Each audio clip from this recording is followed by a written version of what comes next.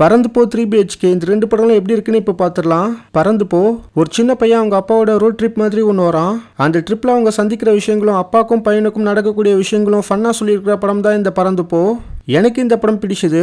நான் கம்ப்ளீட்டாக இந்த படத்தை என்ஜாய் பண்ணேன். ராமோட லாஸ்ட் மூவி பேரன்புலாம் பார்க்குறப்ப ஸ்டார்டிங் சீன்லேருந்து கிளைமேக்ஸ் வரைக்குமே நான் கண்கலங்கிட்டே தான் பார்த்தேன். ஆனால் இந்த படம் அப்படி கிடையாது. ஃபுல் அண்ட் ஃபுல் ஃபன் தான். நிறைய இடத்துல நீங்கள் சிரிப்பீங்க.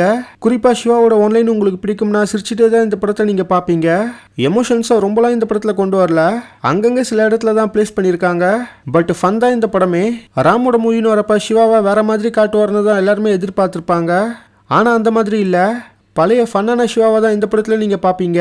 கிரேஸ் ஆண்டனி பர்ஃபார்மன்ஸில் கலக்கிட்டாங்க. ஆக்சுவலாக இங்கே ஃபோன் காலில் பேசிகிட்டு இருக்கிற மாதிரி தான் 75% கிட்டே இந்த படத்தில் காட்டுவாங்க. ஆனால் டுவர்ட்ஸ் கிளைமேக்ஸில் இவங்களும் உள்ள பூந்து காமெடியில் ஸ்கோர் பண்ணிட்டாங்க.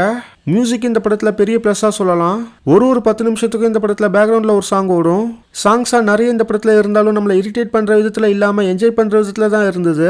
இந்த மூவி பொறுத்த வரைக்கும் கிட்ஸ்க்கு ரொம்ப பிடிக்கும். பேரண்ட்ஸ் அவங்க கிட்ஸை கூட்டின்னு போய் கண்டிப்பாக இந்த படத்தை ட்ரை பண்ணலாம். ஆனால் மல்டிப்ளெக்ஸ் ஆடியன்ஸை சாட்டிஸ்ஃபை பண்ணக்கூடிய விஷயங்கள் இந்த படத்தில் அதிகமாக இருக்குது. பிஎன்சி ஆடியன்ஸ்க்கான எலமெண்ட்ஸ் பெருசாக இந்த படத்தில் எதுவும் கிடையாது. ஓவராலாக ஜாலியாக ஒரு காமெடி படமும் உங்கள் கிட்ஸ் ஃபேமிலியோட பார்க்கணும்னா கண்டிப்பாக இந்த படத்தை நீங்கள் ட்ரை பண்ணலாம். 3BHK ஒரு மிடில் கிளாஸ் ஃபேமிலி வீடு வாங்கணும்னு நினைக்கிறாங்க. அவங்க வீடு வாங்கினாங்களா இல்லையா, இதுதான் இந்த படத்தோட ஒன்லைன் ஸ்டோரி. எனக்கு இந்த படமே டீசென்ட் வாட்சாக இருந்தது. இந்த மூவி பொறுத்த வரைக்கும் 2004 2005 ஸ்டார்ட் பண்ணி 2027 வரைக்கும் நடக்கிற மாதிரி காமிப்பாங்க. ஒரு மிடில் கிளாஸ் ஃபேமிலியோட ட்ரீம் என்ன, அந்த ட்ரீமை அவங்க அச்சீவ் பண்ணாங்களா இல்லையா, அதை அச்சீவ் பண்ண அவங்க என்னெல்லாம் செய்கிறாங்க, அந்த ட்ரீமை அச்சீவ் பண்ண எவ்வளோ வருஷம் ஆகுது, அதை நோக்கி போகிறப்ப என்னென்ன தடைகள்லாம் வருது, இதுதான் இந்த படத்தில் டீட்டெயிலாக காமிப்பாங்க. ஸோ ஸ்க்ரீன் பிளே கொஞ்சம் ஸ்லோ பேஸ்டாக தான் இருக்கும். கேஸ்டிங் இந்த படத்தில் நல்லா இருந்தது. சரத்குமாரோட பர்ஃபார்மன்ஸ் இந்த படத்தோட ஒரு பெரிய ஹைலைட்டாக சொல்லலாம். ரொம்ப ரியலிஸ்டிக்கான பர்ஃபார்மன்ஸை சரத்குமார் கொடுத்துருந்தாரு. சித்தார்த் அவர் கொடுத்த ரோலை நீட்டாக பண்ணியிருந்தாரு. தேவயானி மீதா ரகுநாத்தோட பர்ஃபார்மன்ஸும் நல்லா இருந்தது. மியூசிக் இந்த படத்தில் இன்னொரு ப்ளஸ். இந்த படத்தில் என்ன பிரச்சனைன்னு பார்த்தாக்கா 20-25 வருஷத்துக்கு ஸ்டோரி நடக்கிற மாதிரி காமிக்கிறதுனால ஸ்க்ரீன் பிளே கொஞ்சம் ஸ்லோ பேஸ்டாக தான் பண்ண முடியும்.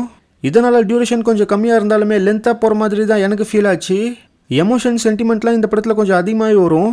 ஸ்டார்டிங்கில் கொஞ்சம் நல்லா இருந்தாலும் போக போக அதிகமாக காமிச்சிட்டாங்களோங்கிற ஒரு ஃபீல் எனக்கு வந்தது. செகண்ட் ஹாஃபில் சித்தார்த் வேலையை விட்டதுக்கு அடுத்து பண்ணுற சில விஷயங்கள் எனக்கு அவ்வளோ ஒர்க் ஆகலை. பட் இந்த படத்தோட ஸ்டோரி கண்டிப்பாக நிறைய ஆடியன்ஸ்க்கு கனெக்ட் ஆகும்.